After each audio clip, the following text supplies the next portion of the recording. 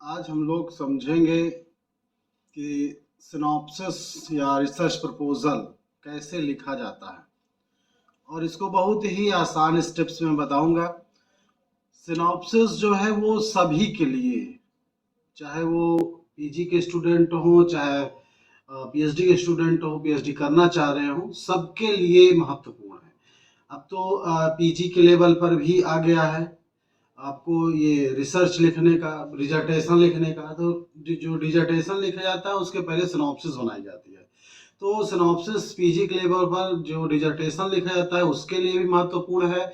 इसके अलावा अगर आप रिसर्च कहीं करना चाहते हैं तो भी महत्वपूर्ण है, क्योंकि रिसर्च के लिए रिसर्च प्रपोजल आपको जमा करना पड़ता है। और अगर आप रिसर्च में एडमिशन ले चुके हैं तो भी 1 साल के अंदर आपको एक सिनॉप्सिस जमा करनी होती है। तो आप तीनों ही स्थिति में आपको जो सिनॉप्सिस है वो बड़ी महत्वपूर्ण है। और अगर आप सिनॉप्सिस लिखना जान गए तो आप अपने रिसर्च का प्रारंभिक जो काम है वो पूरा कर लेते हैं। तो आज हम लोग बहुत सरल शब्दों में समझने का प्रयास करेंगे कि ये सिनॉप्सिस है क्या, और ये सिनॉप्सिस जो भी हायर एजुकेशन में है सबके लिए बड़ा महत्वपूर्ण है। आपको अगर कोई टीचर है तो आपको भी महत्वपूर्ण है, क्योंकि आप अच्छे से अपने स्टूडेंट को बता पाएंगे कैसे आपको सिनॉप्सिस लिखी जाती है। रिसर्च स्कॉलर है तो भी कई बार आपको अपने जो रिसर्च स्टूडेंट हैं उनको बता पाएंगे कि कैसे जो है सिनॉप्सिस लिखी जाती है। तो सिनॉप्सिस एक बहुत महत्वपूर्ण टॉपिक है। बहुत सारे जो है हमारे व्यूअर्स ने हमें लिखा था, मैसेज किया था कि सर सिनॉप्सिस पर बना दीजिए, तो मैं इसलिए सिनॉप्सिस पर लेकर आया। मैंने कहा कि चलिए ठीक है, सिनॉप्सिस पर एक बार देख लेते हैं। तो सिनॉप्सिस के कुछ स्टेप्स होते हैं जो एक तरह से स्टैंडर्ड स्टेप्स हैं और वो सारे फॉलो करने पड़ते हैं। और जो एक सिनॉप्सिस लिखने का कई बार यूनिवर्सिटीज में, अलग अलग यूनिवर्सिटी में कुछ अलग अलग तरीके भी होते हैं, लेकिन एक मैं सामान्य तरीका बताऊंगा जो सिनॉप्सिस हर जगह आप लोग कहीं भी लेके जाएंगे तो वो एक्सेप्टेड हो जाएगी। तो सिनॉप्सिस सबसे पहले देखिए, आप किसी भी टॉपिक पर शोध करना चाहते हैं तो शोध सबसे पहले शुरू होता है कि आप किस क्षेत्र में शोध करना चाहते हैं। तो आपको सबसे पहले क्षेत्र डिसाइड करना पड़ता है, और क्षेत्र के बाद उस क्षेत्र विशेष के विशेष जो है टाइटल पर आपको रिसर्च करना होता है। तो देखिए, कभी किसी दिन वीडियो बनाएंगे तो ये बता देंगे कैसे किसी को विशेष सब्जेक्ट से विशेष क्षेत्र में और विशेष क्षेत्र से विशेष टाइटल तक कैसे पहुंचा जाए, यानी कि शोध के लिए, रिसर्च के लिए टॉपिक कैसे चुना जाए, इस पर कभी और वीडियो बना देंगे। लेकिन अभी उस पर ज्यादा चर्चा करेंगे तो ये चर्चा पीछे चली जाएगी। तो अभी हमारा जो चर्चा है वो सिनॉप्सिस पर केंद्रित रहेगा। तो एक कभी वीडियो जरूर बनाएंगे जिसमें कि टाइटल कैसे बनाया जाता है, सिनॉप्सिस ये रिसर्च का जो टॉपिक है वो कैसे डिसाइड किया जाएगा, इस पर हम लोग चर्चा करेंगे। तो पहले तो आपको टाइटल डिसाइड करना है कि टाइटल क्या है रिसर्च का, वो आपको लिखना है। टाइटल के लिए क्या जरूरी है कि टाइटल को आपको होना चाहिए, क्लियर होना चाहिए, ठीक है, क्लियर होना चाहिए और कंसाइज होना चाहिए, स्पेसिफिक टाइटल पर होना चाहिए। ऐसा नहीं होना चाहिए कि बहुत ब्रॉडर टॉपिक पर है और बहुत ज्यादा विस्तृत है और अस्पष्ट है, ऐसा नहीं होना चाहिए, ठीक है। जो ये इसमें क्या लिखा है, it should reflect the main variables और फोकस ऑफ योर स्टडी। ये क्या दिखाता है कि जो आपका जो अध्ययन है, जो अध्ययन होगा, उसका फोकस क्या है, तो ये फोकस दिखाता है, ठीक है। जैसे इसमें एग्जांपल मैंने दिया है कि impact of social media usage on academic performance among university student, यानी कि जो सोशल मीडिया का है उसका एकेडमिक परफॉर्मेंस पर, यूनिवर्सिटी में एकेडमिक परफॉर्मेंस पर क्या प्रभाव पड़ेगा। अब देखिए, इसमें और मीडिया नहीं, केवल सोशल मीडिया। तो एक तो स्पेसिफिक सोशल मीडिया हो गई, दूसरा किसमें केवल एकेडमिक परफॉर्मेंस पर जो है, कहीं और पॉलिटिकल परफॉर्मेंस और किसी चीज पर नहीं, और फिर यूनिवर्सिटी के, ठीक है, और यूनिवर्सिटी के में, यानी कि अब कॉलेज में नहीं, स्कूल में नहीं, प्राइमरी स्कूल में नहीं, और स्टूडेंट पर केवल, टीचर पर या कर्मचारी पर नहीं। तो ये क्या हो गया, बड़ा ही स्पेसिफिक हो गया और बड़ा ही कंसाइज हो गया और बड़ा ही क्लियर हो गया, ठीक है। तो एक तो ये बड़ा अच्छा टॉपिक हो सकता है। खैर, टॉपिक आप अपने शेयर कर सकते हैं, मैंने एक एग्जांपल दिया। तो पहले तो रिसर्च का टॉपिक होगा, उसके बाद आप जब कोई टॉपिक ज्वाइन करेंगे तो उस टॉपिक में 2 से 3 पेज यहाँ पर जो है बैकग्राउंड लगभग 2 से 3 पेज में क्या करना पड़ेगा आपको, टॉपिक को और उसके कंटेक्स्ट को बताना है और टॉपिक को बताना है। तो टॉपिक और कंटेक्स्ट दो चीज आपको बता रहे हैं, बैकग्राउंड आपको बताना है, उसके बारे में बताना है। जैसे जो टॉपिक था उसके बारे में क्या है, जैसे सोशल मीडिया क्या होती है, स्टूडेंट का यूनिवर्सिटी के स्टूडेंट पर क्या सामान्य चीजें, उसके बारे में कैसे चीजें हैं, तो वो आपको नॉर्मल बताना है। ठीक है, जैसे आप दूसरा टॉपिक ले रहे हैं कि भारत में जो शोध है, या फिर आप कर सकते हैं भारत में उत्तर प्रदेश के चुनाव, या विशेष रूप से 2022 के चुनाव के संदर्भ में जाति का कितना प्रभाव पड़ा, इस टाइप का भी आप चुनाव कर सकते हैं सब्जेक्ट का। तो इस संबंध में आपको उसका बैकग्राउंड देना पड़ेगा। अब बैकग्राउंड एक बार देने के बाद आपको क्या करना पड़ेगा, एक नॉर्मल यानी कि जो आपका 2-3 पेज का जो नॉर्मल कंटेक्स्ट होता है वो रिव्यू ऑफ लिटरेचर। उसके बाद उस संबंध में बहुत सारे विद्वानों ने बहुत चीजें लिखी होंगी, पढ़ी हो, कही होंगी। तो आपको क्या करना है कि लिटरेचर जो इसके पहले लोगों ने उस पर लिखा, और कम से कम सिनॉप्सिस, स्टैंडर्ड सिनॉप्सिस में 10 से 15 या और ज्यादा हो जाए तो ठीक है, 10 से 15 जो लिटरेचर यानी बुक्स हो, ठीक है, बुक्स हो या फिर रिसर्च पेपर हो, ठीक है, पेपर हो, रिसर्च पेपर जो होता है, ठीक है, रिसर्च पेपर हो या बुक या रिसर्च पेपर, दो में से कोई भी हो, कम से कम 10 से 15 थिंकर्स का उन्होंने इस बारे में क्या लिखा है उसके बारे में आपको बताना है। ठीक है, और इससे बताते हुए आप ये भी देखेंगे कि रिसर्च गैप क्या है, अभी तक जिन लोगों ने जो चीज लिखा है उसमें क्या चीज छूट गया है उसको आपको बताना है। ब्रीफ समरी ऑफ की स्टडी, यानी कि जो भी आप लिखेंगे, जो भी बुक डालेंगे, यानी इसमें करना क्या होता है, राइटर का नाम लिखना होता है, ठीक है, उसके बाद उसकी बुक या फिर पेपर जो भी होता है लिखना होता है, उसके बाद उसकी की स्टडी क्या रही है उसकी, और थ्योरी क्या है, या उस इस संबंध में रिलेवेंट क्या है ये इस टॉपिक पर, वो आपको बताना पड़ता है। ठीक है, उसके बाद रिसर्च गैप देखना पड़ता है। ठीक है, तो ये एक जैसे है ना डिफरेंस फ्रॉम एग्जिस्टिंग रिसर्च, तो आपका जो रिसर्च हुआ कैसे अलग होगा ये भी बताना पड़ता है। यहाँ पे लिखा है justifying the need of your study, ये क्या करता है कि जो आप स्टडी कर रहे हैं उसको अच्छे से जस्टिफाई करता है। ठीक है, तो एक तो ये बड़ा महत्वपूर्ण चीज है जिसको आपको करना है।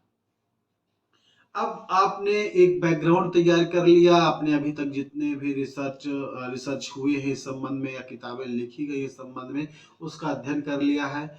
अब आपका मोटा मोटा रिसर्च गैप पता चल गया है। जब रिसर्च गैप पता चल जाएगा तो आपको फिर रिसर्च प्रॉब्लम आपको, या रिसर्च क्वेश्चन, प्रॉब्लम को ही आप क्वेश्चन के रूप में लिखोगे तो वो रिसर्च क्वेश्चन हो जाएगा।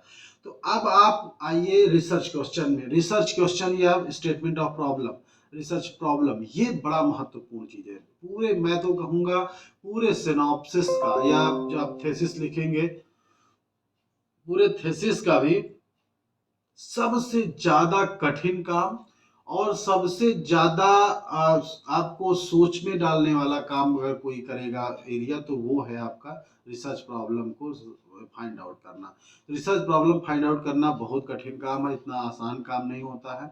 और अगर आपको एक बार प्रॉब्लम समझ में आ गई अपने अगर हाँ एक चीज है कि अगर आपके अपने टॉपिक पर अच्छी पकड़ है तो प्रॉब्लम ढूंढने में बहुत कठिनाई नहीं होगी। ठीक है, तो रिसर्च प्रॉब्लम को डिफाइन करना है, क्वेश्चन को डिफाइन करना है, जो ऐसे क्वेश्चन जो आपके स्टडी को एड्रेस कर रहे हैं वैसे दिखाना करना है। ठीक है, जैसे इसमें एक एग्जांपल में दे रखा है, despite the popularity of social media it's specific influence on student academic outcome remain unclear. तो ये जो एक तरह से प्रॉब्लम हो गई जो हमने अभी टॉपिक लिया था, इस प्रॉब्लम को हमको टैकल करना है। ठीक है, तो ये अगर आप जान गए तब तो आपका आधा सिनॉप्सिस बन गए। ठीक है, और जब आप प्रॉब्लम जान जाएं तो फिर आपको हाइपोथेसिस लिखना होता है। हाइपोथेसिस क्या है, एक टेंटेटिव जो है वो आंसर होता है आपके रिसर्च क्वेश्चन का या रिसर्च प्रॉब्लम का, एक तरह से क्या इसका समाधान है, टेंटेटिव समाधान होता है एक तरह से, जो आपकी लिमिटेड एविडेंस है आपके पास स्टार्टिंग पॉइंट में, जो आपने स्टडी कर रखी है, जो इन्वेस्टिगेशन कर रखा है, उसके आधार पर जो आपका वेरिएबल्स आपने लिए हैं उनका क्या रिलेशन है, इसको ही ये बताता है। ठीक है, तो हाइपोथेसिस क्या होता है, बहुत इसी हाइपोथेसिस को आप आगे चल के प्रूव भी करते हैं, डिस्प्रूव भी करते हैं। नहीं, आप ऐसे हाइपोथेसिस भी कर सकते हैं। हाइपोथेसिस कई प्रकार की होती है, उस पर कभी हम लोग फिर चर्चा करेंगे। हाइपोथेसिस कितने प्रकार की होती है, नल हाइपोथेसिस और ये तमाम हाइपोथेसिस, तो एक अलग चर्चा है, लेकिन यहाँ पर हाइपोथेसिस बड़ी महत्वपूर्ण है। ठीक है, हाइपोथेसिस बन गई तब आपका काफी ज्यादा काम हो गया। अब आपको बताना है कि आपका जो रिसर्च होगा उसका मेथड क्या होगा। ठीक है, ये इसको कहा था हार्ट ऑफ योर सिनॉप्सिस। ये क्या है, ये हृदय है। ठीक है, ये पूरा दिखाता है कि आपका रिसर्च कैसे कंडक्ट होगा। Describe how you will conduct the research. इसमें सब कुछ होता है, रिसर्च डिजाइन होता है, पॉपुलेशन और सैंपल जो लिया जाएगा वो होगा, कितना लिया जाए, कितने लोग को पार्टिसिपेंट होगा, सैंपलिंग टेक्निक क्या होगी, डेटा कलेक्शन टूल क्या होगा, डेटा एनालिसिस मेथड क्या होगा, ये सारी चीजें आपको इसमें आपको बताई जाएंगी। ठीक है, तो ये जो है ये बड़ा महत्वपूर्ण है, क्योंकि अगर आपको मेथडोलॉजी आपको क्लियर हो गई कैसे क्या करना है, तो फिर आगे काम बड़ा आसान हो जाता है। थीसिस लिखना बहुत आसान हो जाता है, थीसिस या डिसर्टेशन जो भी लिख रहे हो। उसके बाद देखिए ये सब चीजें मेन चीजें तो हो गई जितना था। अब ये जैसे ऑब्जेक्टिव ऑफ द रिसर्च, तो आपका रिसर्च जो है उससे क्या मेजरेबल ऑब्जेक्टिव है, इसको ज्यादा यूजली 3 से 5 लिखना होता है, या फिर कुछ और जो मेजरेबल के अलावा भी कुछ ऐसे आउटकम हो जो क्वालिटेटिव आउटकम हो, उसके बारे में भी आप बता दीजिए। यानी कि आपका जो स्टडी है उसका क्या उद्देश्य है, उस क्यों करना चाहते हैं स्टडी। तो ये जो है जैसे इसमें मैंने दिखाया, तो to assess the level of social media usage among the university student, एक तो ये जानना है कि कितने यूनिवर्सिटी स्टूडेंट कितना सोशल मीडिया उपयोग करते हैं। दूसरा examine its effect on academic performance, academic performance का सोशल मीडिया क्या इफेक्ट है ये देखना है। Suggest the strategic to balance use, देखिए जो इस सोशल मीडिया का बैलेंस यूज हो सकता है उसको हम लोग को दिखाना है। तो ये एक आपका उद्देश्य है, आपके रिसर्च का क्या उद्देश्य है वो आपको दिखाना होगा। उसके बाद क्या स्कोप एंड लिमिटेशंस है, तो क्या इस स्टडी का क्या स्कोप है, इसका क्षेत्र क्या होगा, और क्या लिमिटेशन, लिमिटेशन बड़ा महत्वपूर्ण है कि आप कौन सी ऐसी चीज है जो आप नहीं करेंगे, इसके आपके अंदर आपके ये जो एरिया है उसमें नहीं आएगा।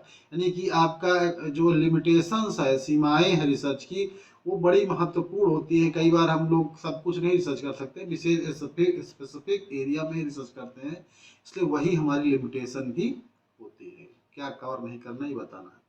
उसके बाद वर्क प्लान और टाइमलाइन, इसमें आपको वर्क प्लान बताना पड़ता है कि कब जो है रिसर्च एक्टिविटी कैसे, जैसे जो सबमिशन कब होगा, डेटा कब कलेक्शन होगा। इसके अलावा इसको चैप्टराइजेशन भी कहा जाता है कि चैप्टर कितने प्रकार कितने होंगे, उस चैप्टर में क्या क्या होगा, ये सब चीजें आपको। तो ये पूरा वर्क प्लान रहेगा कि कब हम जो है सर्वे कंडक्ट करेंगे, कब सैम्पलिंग कैसे कब करेंगे, कैसे क्या करेंगे, और कब क्या अध्याय रहेगा, क्या रहेगा, ये पूरा वर्क प्लान एक रहता है। ठीक है, अब कई बार होता है कि बजट भी आपको बताना पड़ता है कि इस पूरे रिसर्च में कितना बजट आएगा, बजट भी बताना पड़ता है। और उसके बाद आप रेफरेंस लीजिए, रेफरेंस वही जो जो आपने रिव्यू ऑफ लिटरेचर में जो आपने दिया है उसी को रेफरेंस में डाल दीजिए, या फिर और जो आपने पढ़ा है इसके बारे में उसको सारा रेफरेंस में डाल दीजिए। रेफरेंस में 5 चीज़ें डालना जरूरी होता है, राइटर का नाम, बुक का नाम, और वो कब कब किस ईयर में छपी है, कहाँ से छपी है, किस पब्लिकेशन में छपी है।